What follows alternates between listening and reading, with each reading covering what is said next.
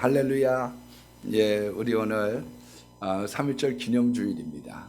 그래서 대한민국아 다시 일어나라. 그런 제목을 가지고 말씀을 전해드리려고 합니다. 대한민국 헌법 전문에 보면 첫머리에 건국 이념을 담고 있습니다. 짤막하지만 굉장히 중요한 것들을 담고 있어요.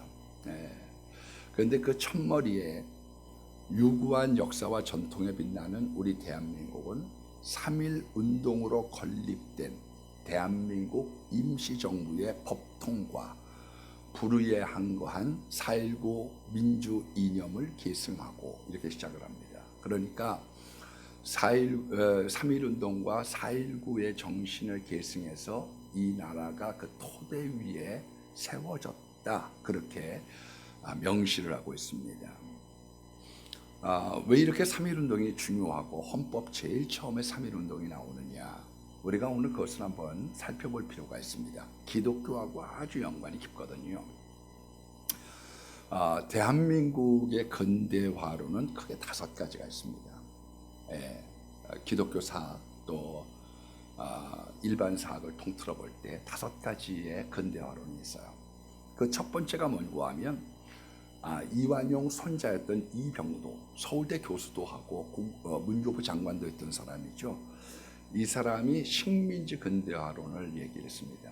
그러니까 일본이 철도 깔아주고 선진 기술을 갖다가 주었기 때문에 대한민국이 근대화될 수가 있었다. 대한민국의 지도의 모양은 토끼의 모양과 같다. 그렇게 얘기했던 이병도라는 사람이 있습니다. 식민지 근대화론을 주장을 했죠. 두 번째는 신채호나 박은식이 얘기했던 민족주의 근대화론이 있습니다. 이 항일 정신이 배경이 되어져 있어요. 그래서 한국 국토는 토끼가 아니라 호랑이 모습을 하고 있는 거다. 을지문덕, 강강찬 이런 사람들을 아주 부각을 시켜서 우리의 민족혼 속에 이 근대화를 이루어갔다. 그렇게 이야기하는 신채호, 박은식이 이야기하는 민족주의 근대화론이 있습니다. 세 번째는 이제 좀 중요하고 자세하게 좀 설명하면 김교신이라는 사람이 있습니다. 김교신은 기독교인이죠. 그래서 이 사람은 한국의 국토가 자유의 여신상과 같다. 세계의 중심에 누가 있느냐? 한국이 있다고 봤어요. 그래서 중국을 치고 올라가는 선녀의 모습이다. 중국을 떠받치고 있다. 동양 평화의 핵심 중심에 한국이 있다고 본 거죠. 이 김교신에게 큰 영향을 줬던 사건이 3.1 운동입니다. 기독교인의 대표 33명 중에 16명이 크리스찬이고 전체 시위를 했던 사람들 중에 주동자 25%가 기독교인입니다. 그리고 투옥된 사람들의 30%가 기독교인이에요. 당시 20만 정도라고 봤을 때 기독교 인구가 약 1%밖에 되지 않았는데 엄청난 숫자가 이 기독교 정신을 가지고 3.1 운동을 전개해 갔다고 말씀드릴 수가 있습니다. 한일합방이 1910년에 됐지만 그 다음에 1911년에 성경이 번역이 됐습니다. 그래서 이 번역된 성경을 읽고 난 다음에 남자들은 내가 모세가 돼야 되겠다. 여자들은 내가 미리암이 돼야 되겠다. 그런 마음에 불타는 마음을 줬던 거죠. 그래서 이 김교신은 이렇게 얘기했습니다. 한국의 독립이 비단 우리 조선을 위한 것뿐만이 아니라 공의의 하나님, 약자를 돕고 계시는 하나님, 그 하나님의 공의를 실천하는데 큰 역할을 감당하는 거기 때문에 조선의 독립은 중요하다. 그렇게 이야기를 하면서 요한복음 12장 24절을 강조했죠. 한 알의 밀알이 땅에 떨어져 죽지 아니하면 한 알 그대로 있다. 이 사람은 순교의 정신으로 굉장히 강하게 이렇게 못 박혔던 사람입니다. 죽음을 각오한 신앙. 그런데 이제 엄밀하게 따지면 3.1 운동의 정신은 계승이 됐지만 3.1 운동 때문에 독립을 한 건 아니거든요. 실패한 거죠. 엄밀하게 따지면 결과론적으로는 정신은 우리들 마음 가운데 있었지만 실패한 운동입니다. 이 실패한 운동에 사실 세 가지의 방향이 있었습니다. 첫 번째 방향이 뭐냐 하면은 좌절 속에서 세상과 타협하자는 거예요. 네. 우리가 독립을 하는 것이 무슨 의미가 있느냐, 그런 생각을 갖고 약자가 강자와 더불어 살아가는 그런 내용들을 가지고 친일을 했던 사람이 윤치호입니다.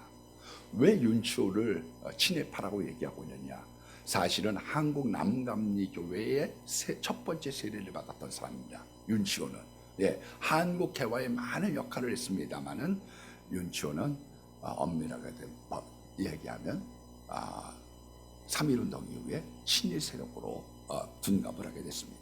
두 번째가 누구냐 하면은 이용도 목사입니다.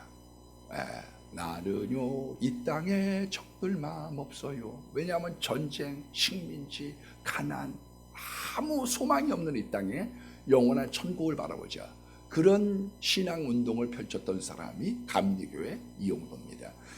이용도 목사. 세 번째가 누구냐면 김교신이죠. 이 김교신은 실패를 살아가는 또 다른 방식을 우리들에게 보여줬습니다. 죽음을 이겨내신 예수 그리스도처럼 우리가 이 어려운 때를 갖다가 극복해 나가야 된다. 그래서 이분은 원래 동경사범대학교를 졸업하고 한국에 돌아와서 양조고등학교 선생님을 하고 그리고 경기고등학교 선생님을 했습니다. 그런데 그러면서 많은 인재들을 갖다가 배출했는데 그 중에 손기정 옹 같은 사람, 마라톤 금메달리스트죠. 그런 사람 배출을 했습니다. 훗날 손기정이 이렇게 표현했습니다. 내 평생에 김교신 선생님 같이 진실된 선생님은 본 적이 없다. 가장 진실된 사람이었다고 고백을 했습니다. 이 김교신은 성서조선이라는 걸 갖다가 발간해서 항일운동에 앞장을 섰는데, 그래서 해방 전에 함석헌 선생과 함께 옥고를 한 1년 정도 치르기도 했어요. 그런데 정말 롤 모델로 삼았던 사람은 누구냐 하면은 오산학교 교장이었던 남강 이승훈 선생입니다.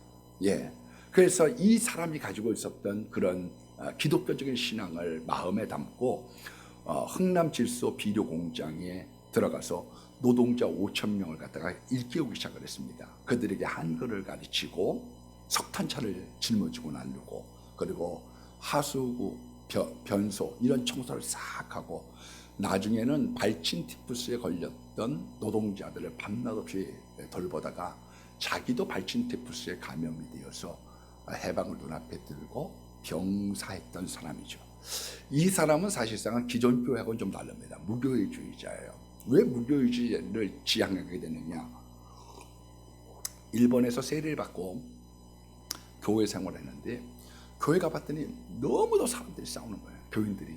그래서 거기에 진절머리를 내고 나와서 무교회주의자였던 우치무라 간조 밑에서 7년을 공부를 하게 됐습니다. 그리고 그 한국의 엘리트로 이 사람이 발돋움하면서 미국의 기독교는 좋지 않게 생각을 했죠.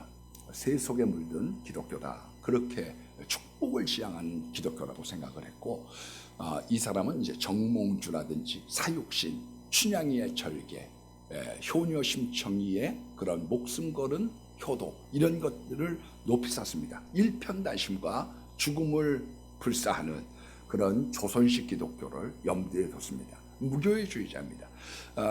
굉장히 숭고한 사상을 가졌지만 전체 영향력을 미치는 데에는 좀 한계가 있었죠.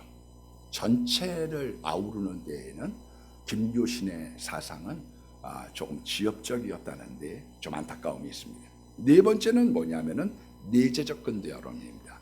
실학이나 동학의 인내천 사상이 한국의 조선 안에 근대화를 일으킬 수 있었다.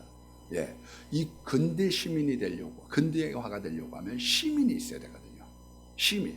그 시민 의식에 이 동학이 큰 역할을 감당했다, 그런 의견들이 있습니다. 내재적 근대화론인데, 실제적으로는 동학은 어떻게 생각했냐 하면은 우리가 기독교인들을 다 본받아야 된다, 그렇게 생각을 했어요. 왜 그러냐 하면은 당시에 한 200~300만 정도가 동학입니다.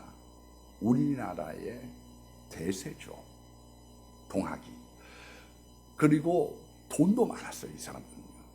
그런데 지식계층은 1%밖에 안 되고 나머지 99%는 농노예요. 노예나 거의 다름없는 그런 머슴 세력들인 거예요. 그러다 보니까 근대화를 일으킬 수 있는 역동력이 없었던 거죠. 네, 그래서 근대화는 시민의식이 있어야 되는데 이게 뭐 1%의 지식층과 99%의 거의 농노 수준의 사람들이다 보니까 개혁의 주체가 되지 못했고, 지역적으로는 서울과 전라도에 편중이 되어져 있었어요. 그래서 이제 전국적이지는 못했다, 그런 이제 평가를 받게 되었죠. 기독교는 숫자는 20만에 지나지 않았지만 전국에 산재가 되어져 있었다는 점에서 그런 내용을 이렇게 비교하는 사람들이 있는 것을 보게 됩니다. 그런데 가장 설득력이 있는 이 조선, 이 한반도가 근대화가 된 것은 누구 때문이냐? 기독교인 때문이다. 그 기폭제가 된 게 뭐냐? 3.1운동이라고 본 거예요. 예. 원래 우리들이 신앙을 생활하게 되면서 제일 먼저 마음속에 하나님 신앙이 자리를 잡게 됩니다. 예. 유일신 사상, 예. 창조주 신앙, 예. 근데 초창기 때 하나님이라고 쓸 거냐, 하느님이라고 쓸 거냐에 대해서 논란과 다툼이 참 많았어요. 게일이라고 하는 사람, 여기 이제 이 선교사 중에 게일이라고 하는 연동교회에 목회를 했던 분은 하나님을 주장을 했고, 언더우드는 하느님을 주장을 했습니다. 그 이유는 무당들이 하나님이라고 했었거든요. 그러니까 무속신앙하고 우리 하나님하고 구분이 되지 않는다. 그러니까 하느님으로 해야지 된다고 얘기를 했다가 결국은 언더우드가 양보를 하게 된 이유가 고려시대 때 하나님이라고 하는 이 한이라고 하는 한울에서 그 한자에 한강, 크다는 뜻이 있고 유일하다는 뜻이 있고 하나라고 하는, 그리고 창조주의 신앙이 거기에 깃들여져 있다는 것을 깨닫고, 그래서 우리들은 하나님이라고 하는 말을 쓰게 된 것이고 천주교는 여전히 하느님이라고 하는 말을 쓰게 된 배경이 그런 겁니다. 그런데 우리들은 하층민들에게 이 말씀이 들어오기 시작했어요. 네. 왜 시민들이 생기게 됐느냐? 하층민들, 백정, 갑바치, 이런 사람들, 성도 없고 이름도 없고 짐승이요. 근데 이 사람들에게 예수 그리스도의 복음이 들어오고 난 다음에 하나님의 아들이 된다, 하나님의 자녀가 된다는 말이 머릿속에 옥황상제의 자녀가 된다고 생각을 하는 거예요. 우리가 예수님을 믿으면 옥황상제의 자녀가 돼? 내가 이제는 이런 시시한 사람이 아니야. 나는 이제 백정이 아니야. 나는 이제 갑바치가 아니야. 나는 이제 천민이 아니야. 그런 생각이 자리를 잡게 된 거죠. 그래서 이 사람들이 남이 보지 않을 때도 열심히 일을 합니다. 옛날에는 남이 보지 않을 때는 농땡이 부렸어요. 근데 내가 하나님의 자녀인데 그렇게 살 수 없어. 나는 남이 안 봐도 난 성실하게 살 거야. 그런 마음들의 책임의식이 생겼죠. 시민의식의 제일 중요한 게 책임감이거든요. 책임감. 그 책임감이 자리를 잡기 시작을 했습니다. 난 더 이상 천민이 아니야. 난 하나님의 아들이고 딸이야. 그리고 이 사람들이 시민계급으로 올라서게 됩니다. 그래서 사회를 개혁하고 사회를 주도하는 주체 세력이 되게 되면서 중간 세력이 되기 시작한 거죠. 그래서 했던 제일 먼저의 일이 뭐냐? 성경을 보급한 거예요. 한글을 가르쳐서 성경을 보급했더니 사람들 마음 가운데 성경을 주고 있는 일깨워주는 능력이 나타나기 시작하는 거예요. 야, 이런 거였구나. 우리가 복음 안에서, 예수님 안에서 이렇게 살아야 되고, 이런 내가 영생의 나라가 있음을 믿어야 되는구나. 사람들이 깨우치기 시작합니다. 성경대로 사는 삶. 두 번째는 계급이 타파가 됐습니다. 계급 없어진다는 건 쉬운 게 아니에요. 예. 인도 아직도 있잖아요. 카스트 제도가. 왜? 근데 왜 없어지게 됐느냐? 알렌이 재중원을 갖다가 설립을 했는데, 임금을 치료하는 어의는 일반 백성을 치료할 수 없어요. 천민은 더더군다나 치료할 수 없어요. 근데 이 알렌이 왕을 치료하는 사람이 나를 치료해? 사람 위에 사람이 있고 사람 밑에 사람이 없다라고 하는 평등의식이 자리를 잡기 시작합니다. 그리고 그 중에 감동을 먹었던 천민 백정이 하나 있습니다. 그 사람이 박성춘이죠. 이 사람이 면천, 노빈 면천을 해야 된다. 그런 운동을 펼치면서 백정들을 없애기 하고 갑바치를 없애기 하고 중간 시민계급으로 올라오면서 엄청난 동력이 되기 시작한 거죠. 이 사람들이 예수님을 믿으면서 신사가 되기 시작하는 거예요. 젠틀맨. 예, 젠틀맨. 왜냐하면 죄의식이라고 하는 것이 예수님을 믿으면 나타나기 시작하거든요. 옛날에 이게 죄가 된지 몰라. 화투를 하든 뭐 노름을 하든 죄인지 몰라. 그런데 복음이라고 하는 게 들어갔더니 죄의식이 생기는 거야. 나 이렇게 살면 안 되지. 내가 술 듣고 나야 되고, 나 이렇게 살면 안 되지. 내가 이렇게 도박해서 이렇게 살면 안 되지. 이런 화투에 살면 안 되지. 그런 마음에 이 신사적인 마음이 생기기 시작합니다. 고상한 지식이 자리를 잡기 시작합니다. 그래서 사도행전 17장 11절에 베레아 교인들이 신사적이었다고 그러거든요. 신사가 되기 시작을 합니다. 무엇보다 정직해졌죠. 동양권에 있는 사람들은 사실상 거짓말이 많습니다. 동양권에. 여러분 봐요. 이제 삼국지를 봐서도 다 어떻게 하면 권모술수거든. 예, 권모술수. 대망 다 권모술수거든요. 어떻게 하면 처신을 잘하느냐. 이 세상의 처신에 대한 방법을 가리키지 정직하게 살라는 이야기를 가리키는 건 아니에요. 그래서 우리 이 동양 문화권에서 거짓말에 관대한 이유가 어디에 있느냐. 살다 보면 그런 게 필요해. 반칙 없이 어떻게 이 세상을 살아가. 예, 축구하다 보면 반칙이 있는 거지. 그렇게 생각을 하는 거예요. 예. 근데 기독교의 정신, 거기에 정직이 들어가기 시작합니다. 그 대표적인 사람이 기독교인이었던 도산 안창호죠. 무실력행, 참된 것을 힘써 행하자. 주님 안에서 우리가 정직한 사람이 돼서 바르게 살아가자는 거예요. 그러다 보니까 근면하죠. 정직하죠. 사업과 장사가 잘 되기 시작합니다. 그 자본들이 공장으로 유입이 되면서 근대화가 시작되기 시작했다는 겁니다. 자립심이 생겼어요. 유교는 사람 인자를 이렇게 쓰죠. 사람과 사람이 기대면서 살아가는 거예요. 그래서 유교는 사람의 눈치를 많이 봅니다. 우리나라 사람들은 딴 사람이 어떻게 볼까를 굉장히 신경을 많이 써요. 예. 그런데 기독교인들이 된다라고 하는 건 뭐냐면 신전의식이 생겼다는 거거든요. 사람들이 뭐라고 얘기하든 하나님이 나를 어떻게 보고 있는가가 굉장히 중요해요. 그래서 실질적으로요, 믿음이 들어가고 나면 굉장히 자유함을 느끼게 됩니다. 자유로워. 왜냐하면 그 사람이 뭐라고 보든 그 사람이 하나님은 아니니까 맞을 수도 있고 틀릴 수도 있어요. 네. 거기로부터 내가 하나님으로부터 자유함을 얻는 게 너무너무 중요한 거거든요. 그러다 보니까 하나님 앞에 바로 서려고 하는 마음이 있다 보니까요, 그게 자립심이 되는 거예요. 자립심. 우리나라 사람들은 자꾸 기대입니다. 애들 때부터 부모에게 기대고 기대려고 그래. 예, 농사를 줘도 혼자 못 져. 기대서 같이 져야 돼. 그러나 서양 사람들이 자립심이 생긴 이유가 어디에 있느냐. 하나님 앞에 바로 살아야 되겠다는 마음이 있는 건데, 그런 의식들이 기독교를 우리들에게 갖다 준 거죠. 우리 농사도 내 힘으로 나 혼자 못 짓거든요. 그러나 자립할 수 있는 힘을 근대화, 이 의식 속에 기독교가 놀라운 영향을 미쳐나는 거예요. 그 다음에 자치가 있습니다. 교회를 나오니까 재직회 때 발언을 하는 거죠. 의장, 이라고 말을 하는 거예요. 그래서 회의 때는 목사님이라고 그러지 않고 의장이라고 그럽니다. 왜 의장이라고 얘기하느냐? 왜 회장이라고 얘기하느냐? 그래서 회의할 때, 집사님 그렇게 얘기하지 않아. 장로님 그렇게 얘기하지 않아. 회장, 의장. 왜냐하면 여기는 회의하는 자리요. 그래서 각자의 의견을 잘 개진하는 것이죠. 그러다 보니까 여전도회를 모이든 남선도회를 모이든 사람들이 회의를 잘해. 말을 잘하는 거예요. 자기 표현력이 있는 거예요. 이런 것들이 대한민국을 일으키는데 결정적인 역할을 하게 됐다고 보는 겁니다. 그래서 말 잘하면, 너 말 잘하는 거, 너도 교인이냐? 왜? 교인들은 말을 잘해.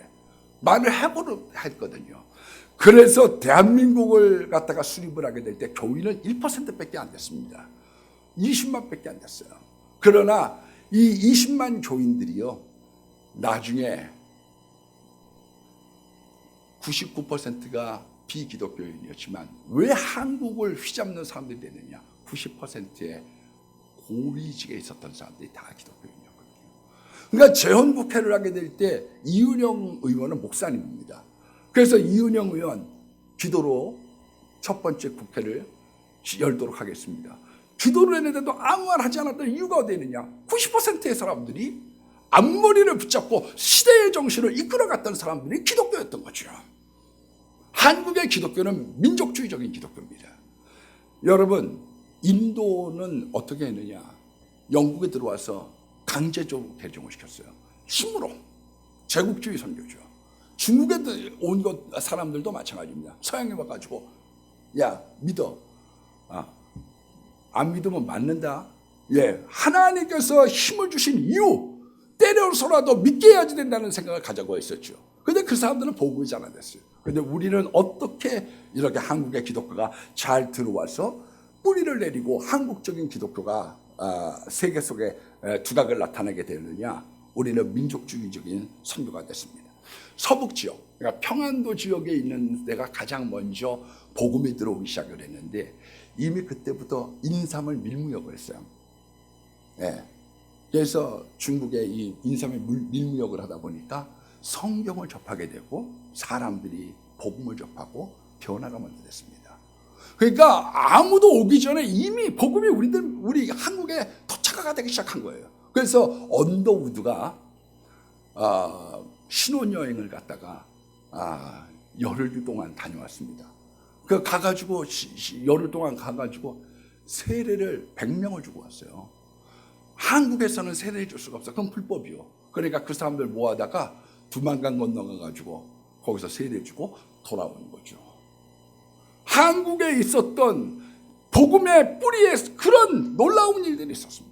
다른 나라는 목사나 신부가 먼저 가는 거예요. 신부가 없는 곳엔 교회가 없어. 왜냐하면 성만 참여해야 되니까. 근데 우리는 어떻게 되느냐? 먼저 복음을 받아들이고 교회가 세워지고 영수, 지금은 장로 좀 밑에 있는 사람이죠. 장로와 안수집사 사이쯤에 있는 그런 사람들이 예배를 인도하고 그리고 주기도문으로 끝내요. 그 사람들에게 와서 세례를 주고 복음이 확산됐기 때문에 전 세계 유례 없이 평신도가 강한 나라는 한국입니다. 예배를 드릴 때 이렇게 김종원 집사님 오늘 나와서 기도해 주셨지만 이렇게 와서 예배 기도를 맡기는 데는 전 세계 아무도 없어요. 없습니다. 기름을 두고 안수 준다? 있을 수 없어요. 그거는요. 물론 가톨릭의 견진이라는 게 있습니다. 가톨릭에는 안수집사 같은. 그러나 완전히 구분이 되어져 있습니다. 그러나 우리처럼 이렇게 평신도하고 같이 가는 그런 배경이 되어져서 기독교가 꼽힌 나라는 없다고 보시면 맞습니다. 왜 그런 일들이 생겼느냐? 우리들의 배경 속에 평신도가 복음을 받아들여서 그것으로 먼저 하나님의 나라가 확장이 되어졌기 때문에 그런 현상이 생겼던 거죠. 기독교의 유일신 사상을 갖기 때문에 일본 천황에게 경배할 수가 없는 거예요. 그래서 우리가 예수님을 믿으면 다 뭐가 되느냐? 항일이 될 수밖에 없었던 거죠. 하나님만이 참 신이다. 하나님만이 숭배의 대상이다. 그래서 반제국주의, 반일 정신을 기본으로 했던 한국교회는 민족의 교회이고 민족의 근대화를 이끌었던 것이고 그 중심에 뭐가 있었느냐? 3.1운동이 있었던 거예요. 3.1운동은 철저하게 기독교 운동입니다. 첫 번째로 1919년도에 있는 교회를 점찍을 짓고 교회와 3.1운동이 일어났던 지역을 점찍으면 동일하게 나타나요. 우리는 파고다공원만 이야기를 하지만 파고다공원에서도 대한독립만세를 외쳤지만 그 외로 전국에서 8개 지역에서 독립만세를 동시에 외쳤습니다. 그 8곳 모두가 교회였던 거죠.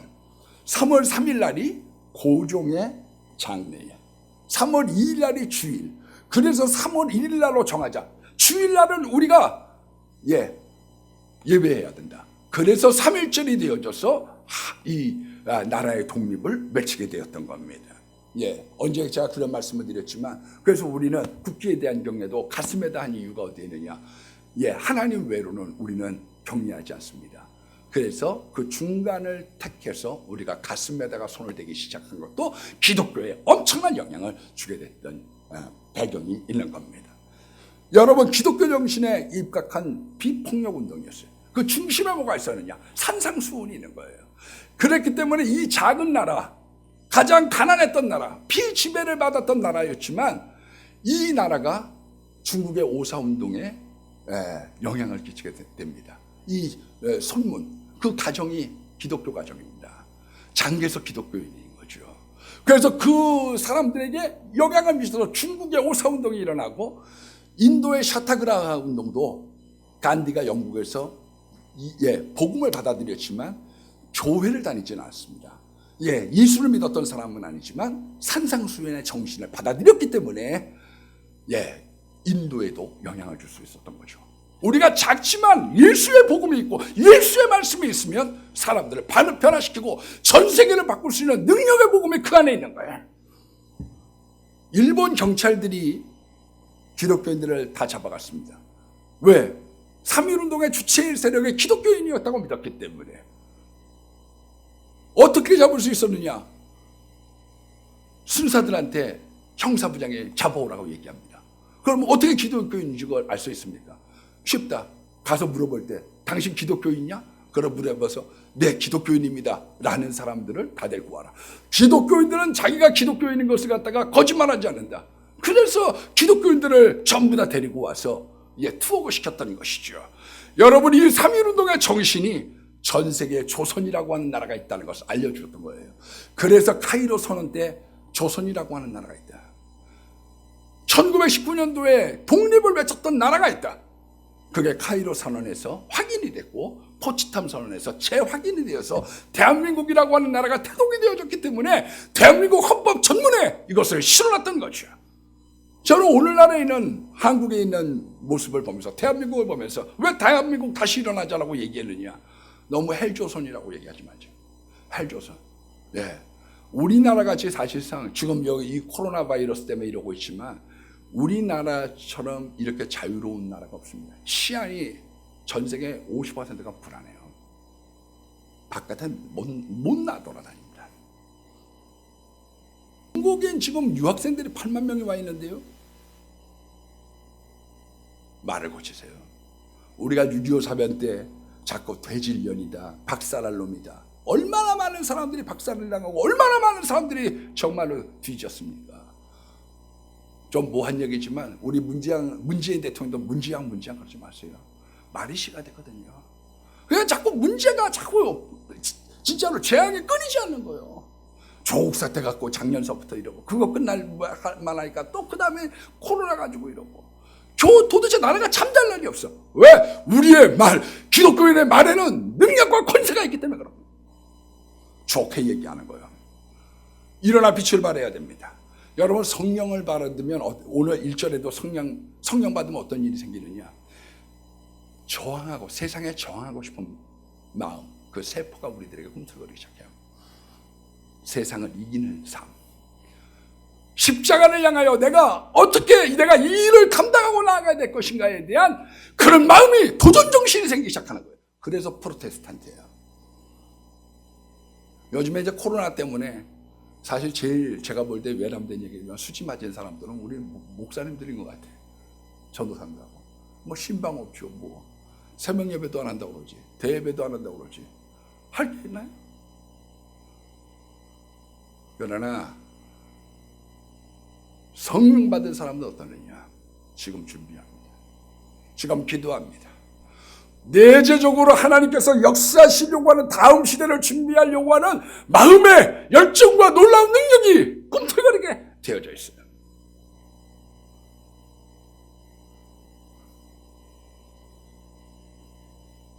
여러분, 어둠을 물리쳐야 되는 거예요. 과거에는 무지몽매를 물리쳤지만 오늘날에는 흑암의 세력, 마귀의 세력, 어둠의 자식들을 향하는 이 세상과 싸우는 이 어둠의 세력, 공중권세와 어둠에 덮인 영들과 싸워야 되는 겁니다. 우리가 목매와 싸워서는 이겼어요. 그러나 어둠의 세력들과 지금 싸워서 우리들이 지금 지고 있는 거예요. 세상을 따라가기 바쁘니까요. 5절로 6절 말씀을 보니까 축복을 안고 복음 전파로 나아가라는 거예요. 열왕이 올 수 있도록, 열방의 민족들이 올 수 있도록 일하는 소에게 망을 씌우지 않습니다, 여러분. 그래서 어떤 사람이든지 잘 되려고 하면 복음을 증거하려고 할 때 하나님께서 축복에 대한 문들을 열어주는 거예요. 그게 하나님 나라의 비결이에요. 왜? 일하는 소에게 망을 씌우지 않기 때문에.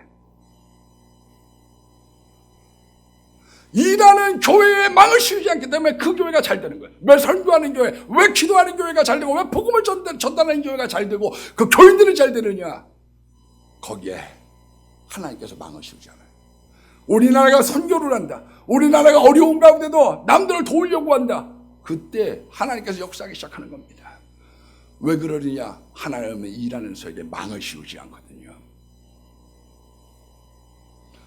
그래서 어려울 때라도 어떤 개척교회 목사님들도 마찬가지죠. 자꾸 전도하고 자꾸 기도하고 하나님의 복음을 증거하려고 할 때 하나님 거기서 살아서 움직이시는 것입니다. 7절 말씀에 보니까 내 영광의 집을 영화롭게 해라, 하나님의 집을 영화롭게 하리라. 예, 한국의 상징의 꽃은 무궁화입니다. 무궁화 무궁화 우리나라 꽃, 삼천리 강산에 우리나라 꽃. 예, 남궁이 퍼뜨렸죠. 무궁화는 좋은데 박종홍이 이야기한 것처럼 은근과 끈기가 있는데 우리 민족에 피어나는 그런 기상을 예수 안에서 새롭게 담았으면 좋겠어요. 우리나라가 공난을 극복해왔습니다. 6.25 이 어려울 때 진짜 임진왜란 때는 의병이, 6.25 사변 때도 우리나라 사람들 많이 죽었어요. 네, 폭탄을 들고 뛰어들어가는 나라가 전 세계 어떤 나라가 있겠어요? 그런 일들을 감당했습니다. 여러분, 금모으기 운동, 세계가 놀란 건 최근에 두 가지입니다. 제가 볼 때 금모으기 운동 놀랐어요. 한국인의 저력. 그 다음에 놀란 거는 태안반도입니다. 저거 30년 간다고 생각했어요. 그 태안반도를 정화시킨 건 기독교입니다. 특별히 평화봉사단. 그래서 거기에 대한 감사에 대한 편지를 우리 통합 측에 보내왔어요. 여러분들 때문에 우리가 새로운 삶의 터전을 다시 찾았습니다. 그리고 교회들이 지금 얼마나 이렇게 교회를 다니게 됐습니다. 왜? 기독교의 정신으로 새롭게 피어날 필요가 있는 겁니다. 저는 오늘 제가 차를 타고 오니까 우리 집사람이 그런 얘기를 해요. 오늘 사람들 얼마 안 나와서도 낙심하지 마세요. 그래서 낙심을 왜 해? 예배를 하나님께 드리는 거지. 낙심 안 해. 염려 마. 저는 그러나 예배를 드려야지 된다고 생각했던 이유가 있어요. 왜? 다윗이 범죄했을 때, 인구조사가 범죄했을 때 세 가지 중에 하나를 택해라. 너 전쟁을 3년 겪을 거냐? 가뭄을 3년 겪을 거냐? 아니면 질병으로 3일을 고생할 거냐? 그런데 사람들의 손에 붙이는 것보다 하나님의 손에 붙이는 게 좋습니다. 그래서 전염병이 왔을 때 다윗이 회개를 했습니다. 하나님, 이 백성이 무슨 잘못이 있습니까? 잘못은 내가 있는데요. 그랬더니 그만해라. 그리고서 번제를 드렸습니다. 아라우나의 타작마당에서, 오르난의 타작마당에서 예배를 드렸더니 거기에 예배를 받으시고 역병에 그쳤다고 성경에 기록하고 있기 때문에 그래요. 그 자리에 하나님께서 성전을 세우셔서 모리아산, 그리고 그 아라우나의 타작마당에 솔로몬의 성전이 세워졌던 하나님의 역사가 성경에 기록되어져 있기 때문에 그렇습니다. 출애굽기 23장 25절 말씀에도 보니까 내 하나님 여호와를 섬기라. 그리하면 내 양식과 물에 복을 주며 너희들에게 병을 제하리니. 성경은 우리들에게, 저는 여러분들에게 조심하지 말라는 얘기를 하는 게 아니에요. 그러니까 좀 더 담대하게 예배 드릴 수 있는 사람들, 건강한 분들 와서 예배 드리면 좋아요. 제가 오늘 이렇게 교회 와가지고 묵상을 잠깐 했어요. 그러면서 무슨 생각이 드느냐 하면, 그 전에 제가 읽었던 책에 나타나요. 서구의 어떤 마을에 콜레라가 유행일 때 거기가 다 피폐해버린 거예요. 예, 완전히 마을이 다 피폐가 됐어요. 그랬더니 살아남은 한 사람이 따졌어요. 콜레라를 갖고 온 죽음의 귀신한테 어떻게 이렇게 다 몽땅 콜레라로 죽일 수가 있느냐 항을 했습니다. 너무 잔인하지 않냐? 그랬더니 콜레라를 갖고 왔던 귀신이 이렇게 대답을 합니다. 콜레라로 죽은 사람은 5사람밖에 안 된다. 그럼 왜 이렇게 다 죽었냐? 나머지는 다 내가 온다는 소식에 놀래서 죽은 사람들이에요. 난 여러분 조심해야 된다고 생각해요. 지금 앞으로 이거 잡고 나면 일본에 지금 확진자가 100만이라고 얘기하는 사람들이 있습니다. 왜냐하면 우한에서 온 사람들 그냥 다 내 풀어놓고 있거든요. 이거 잡으면 일본이 또 올지 몰라요. 이거 빨리 안 끝날 수 있습니다. 이번 주 다음 주가 고비죠. 그러면 치료하는 데까지 또 2주 걸려야 될 거죠. 다 잡을 때까지 또 시간 걸리죠. 우리 생각하지 않을 수 있어요. 지금 야구장이 되겠어요. 배구장이 되겠어요. 축구장이 되겠어요. 음식점이 되겠어요. 여행사가 되겠어요. 원래 건강한 사람들은 이겨낼 수 있는, 정확하게 얘기하면 우한 폐렴이 걸리면 다 죽는 줄 알지만 그렇지 않습니다. 80% 이상 90%는 자가가 치료할 수 있는 능력이 있는 거예요. 폐가 안 좋은 사람, 몸에 질병이 있는 사람들은 조심해야죠.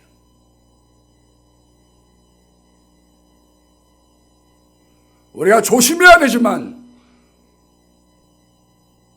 과거 중세 콜레라처럼 질에 겁먹어 문제가 될 만큼 가면 안 되거든요. 지금 나라의 경제가 얼마나 어려운데. 우리가 집에서 예배드리는 사람들도 하나님께 향한 것이지만, 그러나 교회에 나와서 하나님께서 은혜를 주셔서 이 빈 공간 주중에라도 나와서 기도하는 사람들이 있다. 정권 굉장히 규정하다고 생각해요. 역대하 7장 14절에 너희들이 돌이켜 회개하면 내가 이 땅을 고친다고 성경이 말씀하고 있기 때문에 그런 겁니다.